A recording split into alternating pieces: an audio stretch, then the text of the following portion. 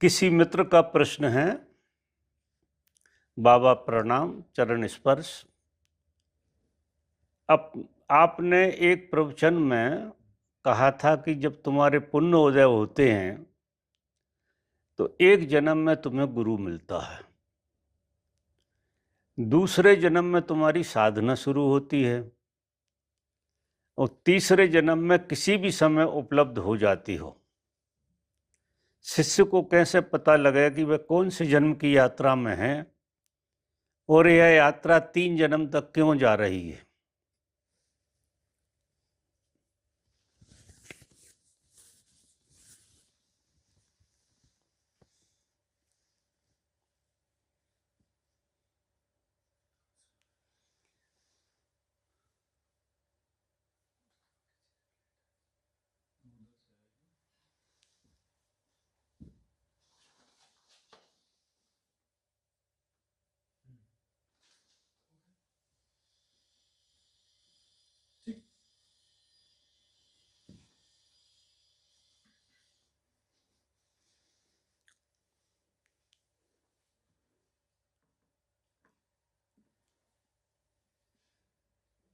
जीवन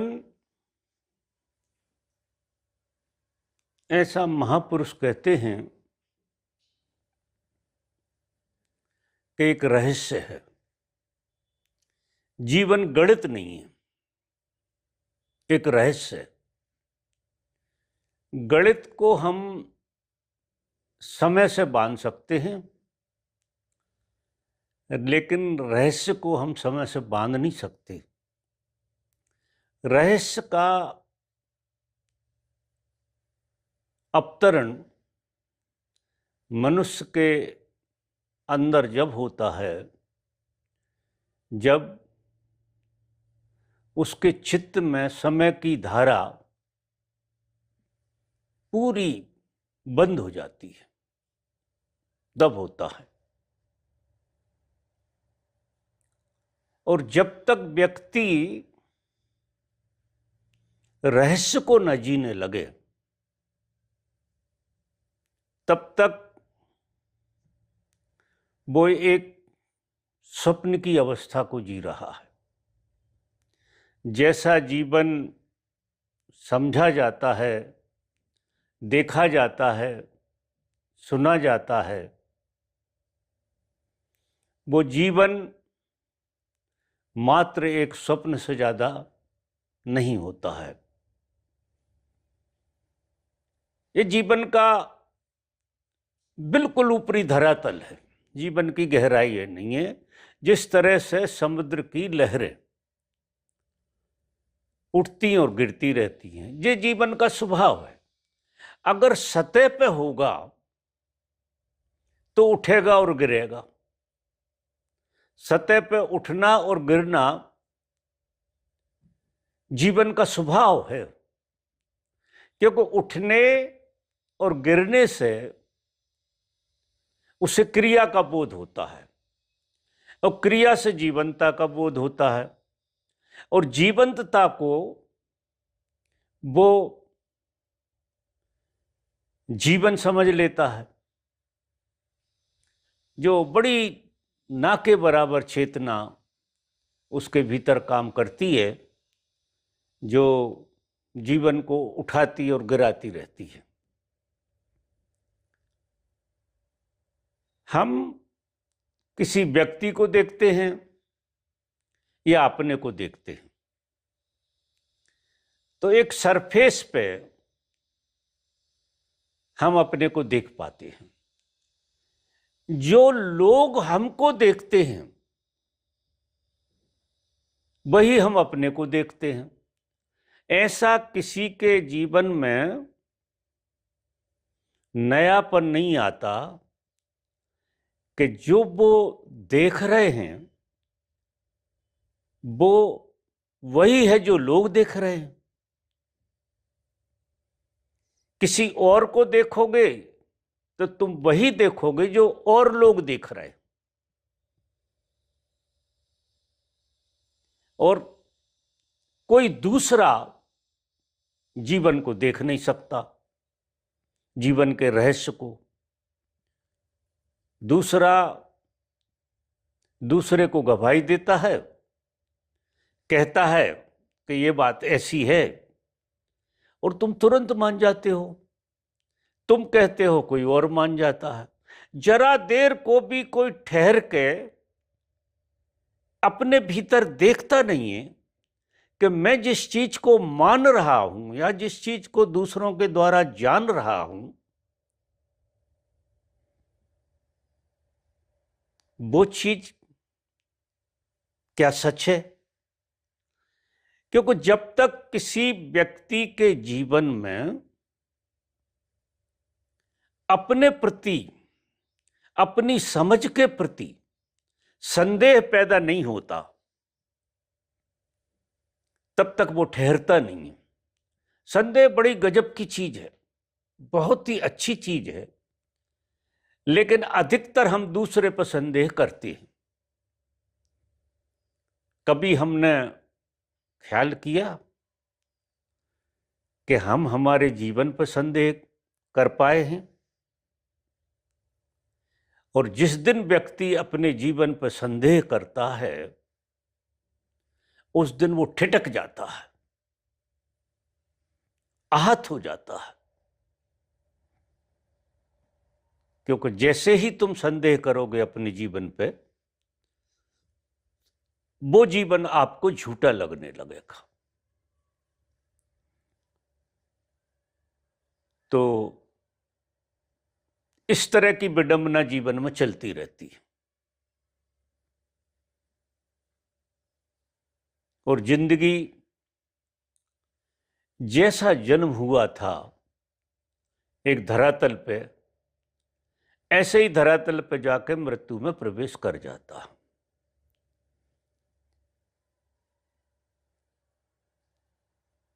जीवन में बहुत सारे कर्म और बहुत सारे कुकर्म व्यक्ति से होते रहेंगे, बहुत होते रहेंगे। जब तक वो अपने पर संदेह करने के लिए तैयार नहीं है, तब तक उससे भूलें ही भूलें होंगी। तो जिन मित्र ने प्रश्न पूछा है कि 3 जन्म में उपलब्ध, तीसरे जन्म में कोई उपलब्ध हो जाए, ऐसी ही बात नहीं है। आप 1 जन्म में भी उपलब्ध हो सकते हैं और 3000 जन्म में भी उपलब्ध नहीं हो सकते। जब तक ये वृत्ति नहीं जाएगी दूसरे पर संदेह करने की, दूसरे पर संदेह जिस व्यक्ति का छूटेगा, अपने पर जो संदेह करेगा, अपने क्रियाकलापों पर जो संदेह करने लगेगा, जो कोई नहीं करता, आश्चर्य, करना चाहिए। आपको रात में सोते वक्त सुबह से शाम तक की भूलें देखना चाहिए। ये साधक का कर्तव्य है। रोज ये साधना का पहला पाठ,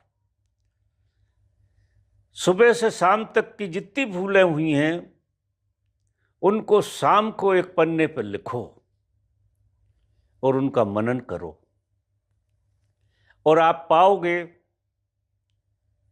उनमें से 99% बातें व्यर्थ की भूलों में गमाई गई। व्यर्थ की बात, व्यर्थ की भूल हम जीवन में जीते हैं। तो साधक को शुरुआत यहां से करना पड़ती है कि वो रोज अपनी डायरी लिखे। लिखना चाहिए, हर एक को लिखना चाहिए। सुबह उठे हैं, जब से पहला विचार आपके अंदर आया है और सोने चले हैं आखिरी विचार, वो सारी चीज आपको एक डायरी में लिख लेना चाहिए। और फिर सोने के पहले उसे पढ़ना चाहिए। उसमें ये बात ऐसी लगती है कि इससे क्या होगा, प्रश्न पैदा होता है। और किसी महापुरुष की कही हुई बात अगर आपको ऐसी लगती है कि इससे क्या होगा, तो ये एक जन्म खा जाएगी ये बात, कि किसी की बात तुमने ठीक से सुनी नहीं। अगर तुमने किसी की बात सुनी और उसे गुनी, तो आपके अंदर पुण्य का उदय होना शुरू हो जाएगा। आपकी पुण्य की रूपरेखा शुरू हो जाएगी। मात्र सुनने से नहीं, गुनने से। सुन तो बहुत लोग लेते हैं भूलने के लिए। हम सारी चीजें करते हैं और भूल जाते हैं, करते हैं और भूल जाते हैं। जो भी करते हैं वो कायदे से भूलने के लिए ही करते हैं, उसका अर्थ नहीं निकलता। सिर्फ और सिर्फ आप भूलते हैं, और जो भूलते हैं उसको आप फेस नहीं करते, वो आपके अचेतन में चली जाती है। क्योंकि जो चीज को आप गुनेंगे नहीं, वो आपका अचेतन का हिस्सा हो जाएगी और वो बार बार उभर उभर के आपके जीवन में आएगी। तो अगर आप इस तरह से शुरुआत करते हैं तो आपकी पुण्य की यात्रा शुरू होती है। निश्चित ही रेशो पुण्य का जब तक आपको उदय नहीं होता, निश्चित ही तब तक आपको किसी जागृत व्यक्ति से मुलाकात नहीं हो सकती। किसी जागृत व्यक्ति से मुलाकात बहुत पुण्यों के प्रभाव से आपकी होती है। लेकिन प्रत्येक व्यक्ति को जीवन में पूंजी मिलती है। परमात्मा सबको यथा योग बराबर पूंजी देता है जन्म के साथ।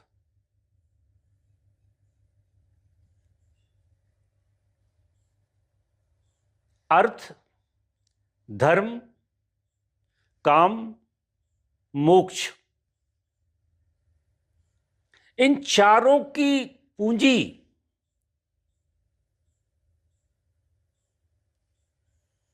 व्यक्ति को पैदा होते ही मिलती है। आप आश्चर्य करेंगे, सब कुछ लेकर पैदा होते हैं आप, और हर जीवन में उस पूंजी को लुटा देते हैं, मिटा देते हैं, निष्क्रिय कर देते हैं। और आप की मृत्यु कंगाली, जब आप बिल्कुल कंगाल हो जाते हैं, कुछ आपको अब लुटाने तक नहीं बचा, मिटाने तक नहीं बचा।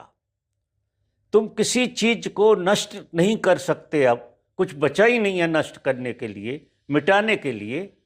ऐसी अवस्था में फिर तुम मिटोगे, क्योंकि तुम्हें मिटाने की पड़ी थी आदत। तो तुम क्या करोगे, अपने को ही मिटा दोगे। तो कई लोग तो बीच में ही मिटा देते हैं, क्योंकि कुछ मिटाने को ही नहीं बचा, तो फिर वो कहते हैं हम अपने को ही मिटा देते। ऐसी स्थिति आती है। और आप देखो कि आपको धनी पैदा किया गया था, सारी पूंजी जीवन के 4 महासत्य हैं जो तुम्हें जीवन के साथ ही उपलब्ध होते हैं,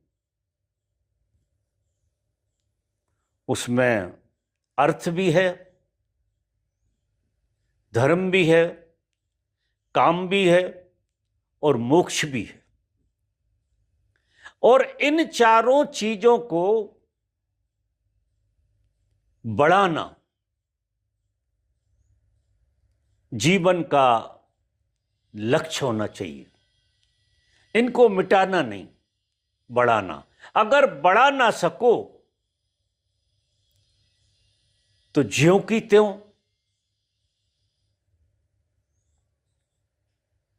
आप जीवन को लौटा दो।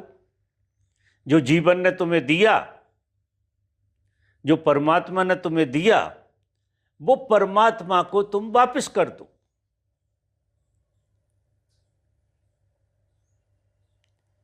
तब तुम्हारे जीवन में गुरु का मिलना होगा, गुरु मिलेगा तुम्हें। क्यों? कि जिस व्यक्ति ने ज्यों की त्यों चदरिया रख दी हो, जैसी उसे मिली हो वैसी की वैसी रखती हो, उतनी पूंजी, जितनी पूंजी मिली थी वो ज्यों की त्यों लौटा दी। जैसा कुछ लिया ना कुछ दिया, तो ना पुण्य बढ़ा ना पाप बढ़ा। तो फिर क्या होगा? जन्म जरूर होगा। क्यों? कि कंगाल हो गए। ज्यों की त्यों थी वो दे दी आपने, उसका स्वागत नहीं कर पाए, उसका सही उपयोग नहीं कर पाए। फिर दूसरा जन्म मिलेगा, फिर पूंजी दी जाएगी। चूंकि तुमने इतना पुण्य तो किया था कि पिछले जीवन में पूंजी को ज्यों का त्यों लौटाया था, तो परमात्मा तुम्हें थोड़ी जरूरत से ज्यादा पूंजी देता है। कि इतने योग्य तो थे कि तुमने ज्यों का त्यों लौटा दिया। तो परमात्मा कह के उसमें आता है, करुणा आती है कि इसको पूंजी थोड़ी और देना चाहिए, ये योग्य है। फिर आपका जन्म होता है, दूसरे जन्म में फिर गुरु मिलता है आपको, और गुरु की तरफ तुम्हारा प्रेम भी जगता है। जितना गुरु की तरफ तुम्हारा प्रेम जगेगा, एक पुण्य तुम्हारे जीवन में घटना शुरू हो जाएगा। पुण्य घटेगा, फिर जो पूंजी है उसका तुम पुण्य के कारण इतना सही उपयोग करोगे, इतना सही उपयोग करोगे कि उस पूंजी को तुम 1000 गुना बड़ा कर लोगे। इतना सही उपयोग करोगे।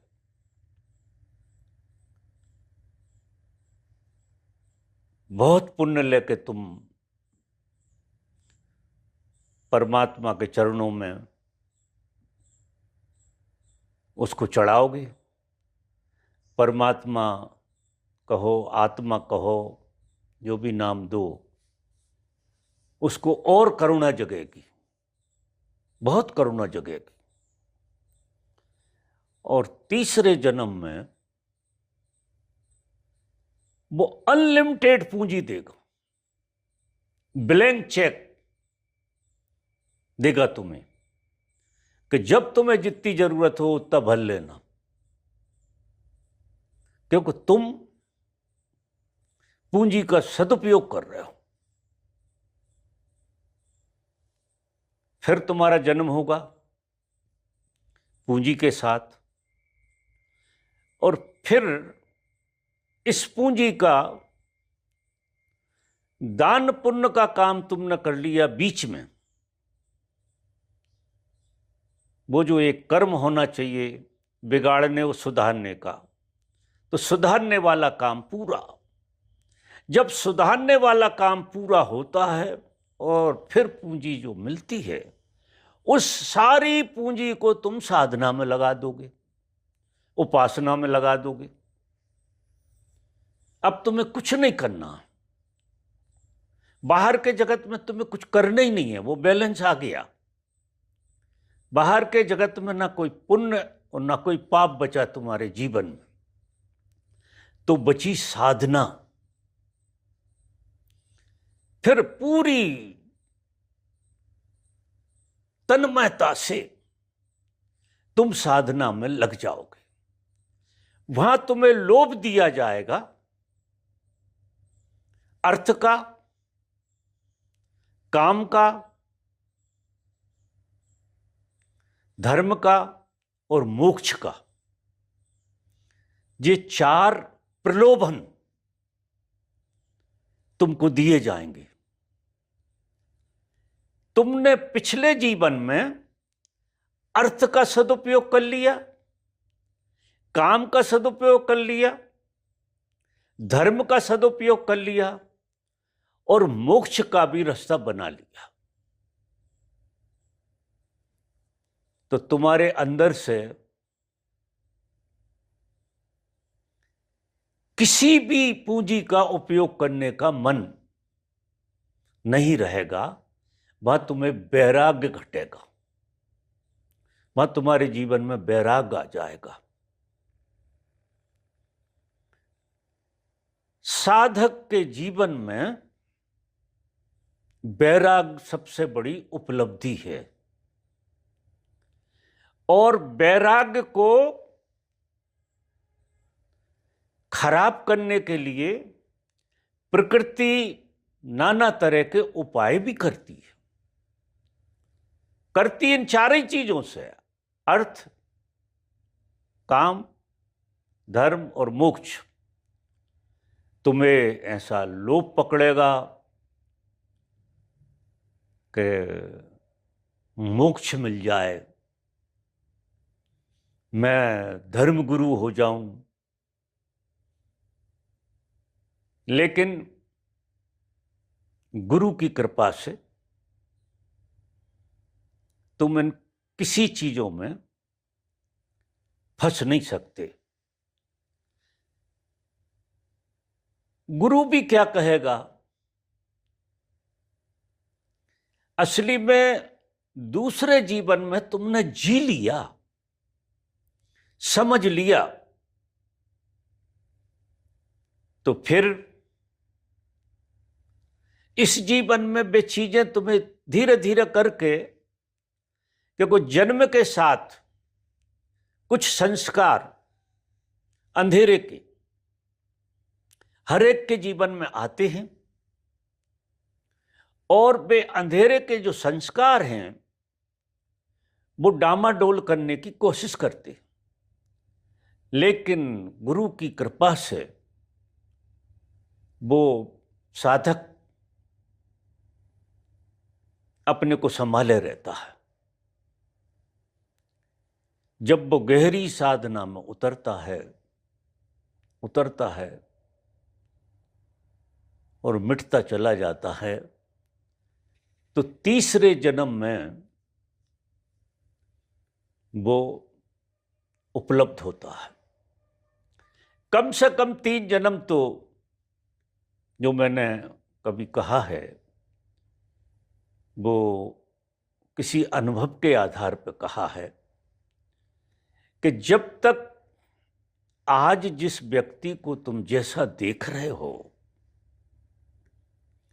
उस बेचारे को ये बिल्कुल पता नहीं है कि वो कौन से जन्म में बैठा है, कैसे यात्रा करे, तो सब भ्रम में जीते हैं। 4 मिनट। तो उस भ्रम को